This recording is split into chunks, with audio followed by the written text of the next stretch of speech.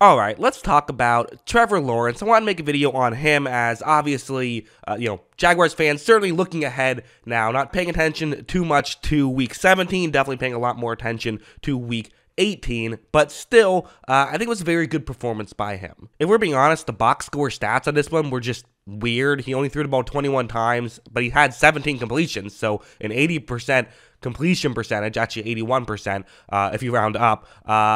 The 0 touchdowns, 1 interception makes his passer rating worse, but as a whole, thought it was a good performance. There were some negatives, so I'm going to talk about the negatives and talk about the positives in this one, and then sort of at the end, talk about what I think that means for the future and for, again, week 18, where it's a win and you're in scenario for Jacksonville. So the first play we're going to talk about, play you see on the screen, this kind of stuff is what they were able to do well against Houston. We definitely saw, I think Houston's defense has been scrappy at times. Wasn't in this game. Definitely gave up some windows. And that's the main thing I saw, I thought, when I was watching this tape, was that, yeah, it was a low degree of competition, but still, you want to see a quarterback who can thrive in easy situations, and that's what Lawrence was able to do. This play is a cover 2 zone that Houston is in, and you have a receiver just trying to get into a gap in coverage. Simple as that. Try to get in between two players who are covering over the middle. Watch as when this play develops, you do see that.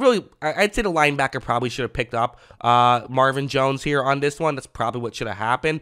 He did not, which is, I think that's a mistake. I do. But if you're a longtime fan of this channel, you probably heard me say it a million times. I'll probably say it a million more. A good quarterback takes advantage of their opponent's mistakes, and that is what Lawrence is going to do on this one. Watch as it's really just a perfect throw, and they're able to pick up a first down there. So very good play, and being able to get these types of chunk plays can definitely be crucial. And while I know it's Houston, you're not going to play a team as bad as Houston come postseason time or even next week against Tennessee. It still is going to happen. You still are going to have these moments, and having a quarterback who can thrive in these moments is still a good thing for the Jacksonville Jaguars. Now, let's talk about the interception. Let's get this out of the way right away, because this was a weird play. I don't understand what happened here, to be honest. It's a cover 2 man. You have a receiver running a deep route. Okay, simple enough. This stuff can sometimes get open. Obviously, with 2 safeties deep, it's more difficult. If there's only 1 safety deep, this is usually a route you want to throw towards.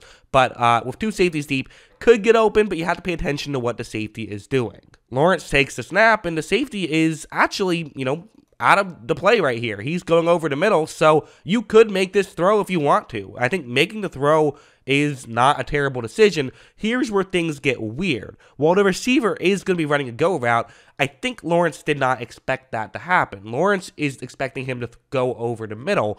The weird part about it, though, is that if it's over the middle, if that's the route, this is not open. This is only open if it's a go route. Watch Lawrence still kind of try to throw it over the middle, and that gets intercepted. Again, maybe the pressure caused him to make a terrible throw. I don't think so. That would be the worst throw of his career if he was trying to throw a deep route and that happened. I think that it was a miscommunication, clearly. He was expecting his receiver to run over the middle, but even in a scenario where that's what the route was, that's still a risky play and probably not one he should have made regardless. So, a mistake.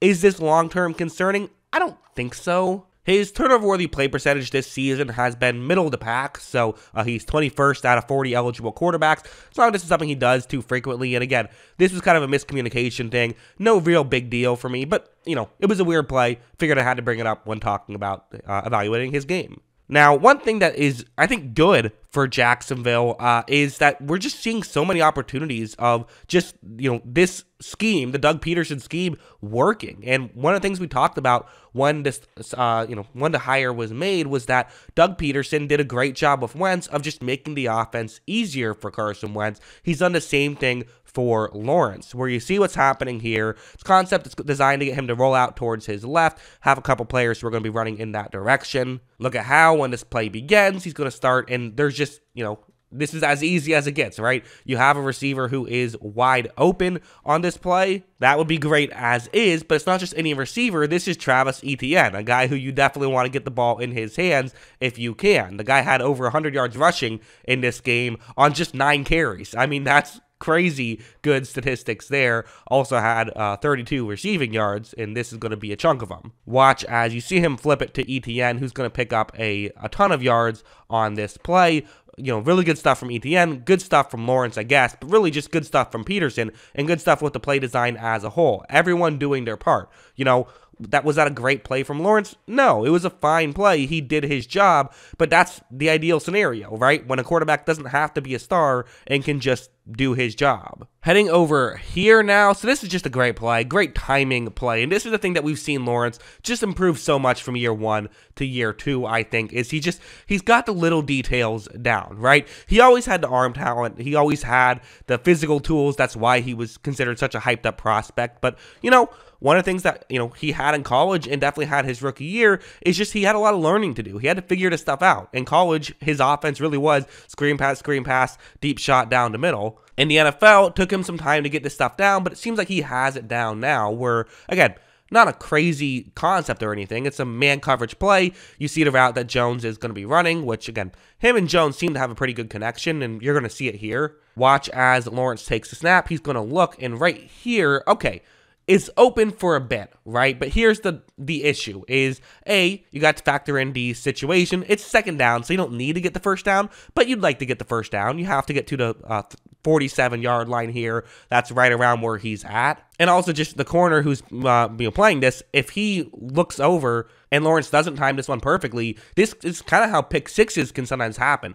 Timing is going to be everything here, and getting the ball out at the perfect time is what he has to do. But as you see, that's exactly what he does. And of course, it helps that he has, such good arm talent that he can get the ball there quickly. So he can, allows him to time it even better because he can control when he gets it there a little bit quicker than other guys can. So just really good stuff from Lawrence. And again, stuff like this was definitely a part of the game where very similar to the play I showed you earlier. Lawrence is going to now fake a handoff to his left, roll out towards his right. You have, concept works pretty well where you can kind of see how it can work. There's only 2 Tennessee players who are supposed to cover all the way outside the numbers, and since Jacksonville will have 3 players eventually get there, just kind of a numbers advantage there. One of them should get open. However, Lawrence is going to run this play action. He's going to roll out towards his right, and one of them does not get open. All 3 of them are open right here. I mean, Lawrence could legitimately make a decision to throw it to any of these 3 guys, but none of these throws are exactly easy either, right? While it's not great coverage, one thing that they are doing well is getting pressure on Lawrence. So Lawrence kind of has to throw off balance. He can't set his feet the way he would want to. The decision of who to throw to is an interesting decision here. You could throw it deep in the end zone, but there are a couple Houston players further deep. It's an option, but I like him not taking that option right here. That means you have kind of a shallower route and then a little bit deeper of a route, the middle route right there, and hey, why not throw it to the one further down the field if they're both equally open, which they are? The obvious issue is he will have to throw across his body here. However, as you see, that's exactly what he does, and they're able to pick up a first down on that play, get close to the end zone. Just some good stuff from Lawrence, I thought. Again, good stuff from Doug Peterson. Not so good stuff from the Houston Texans, but hey, you're playing the Houston Texans, right? Your job is to blow them out, and that's exactly what they did. And, Houston had played well these past couple of weeks. So, well, yes, the talent level is definitely different. This is a team that, beat the Titans. They nearly beat the Chiefs. They lost to them in overtime and nearly beat the Cowboys. Had to lead late in the fourth quarter in that one as well. So they have been playing good football. Good credit to Jacksonville. And now, what does this mean for them playing the Tennessee Titans next week? I think it's only good signs, right? I mean, you're getting hot at the right time. Things are rolling. I'm sure confidence has to be at an all-time high as you're coming off a 4-game win streak at this point. And, I would say all of those games very impressive. You blew out the Texans. You blew out the Jets. Again, 19-3, kind of a weird score, but you still, that was all Jacksonville. You beat the Cowboys in overtime, and then you beat the Titans, who you're now about to play, by 14 points. And, oh, yeah, now the Titans are, not having their best quarterback, Ryan Tannehill, in that game. So you have to feel good about Jacksonville. Still one game, anything can happen. But yeah, that's what I think of all this. What do you guys think? Let me know in the comments below. Always love hearing from you. And of course, as always, thanks for watching.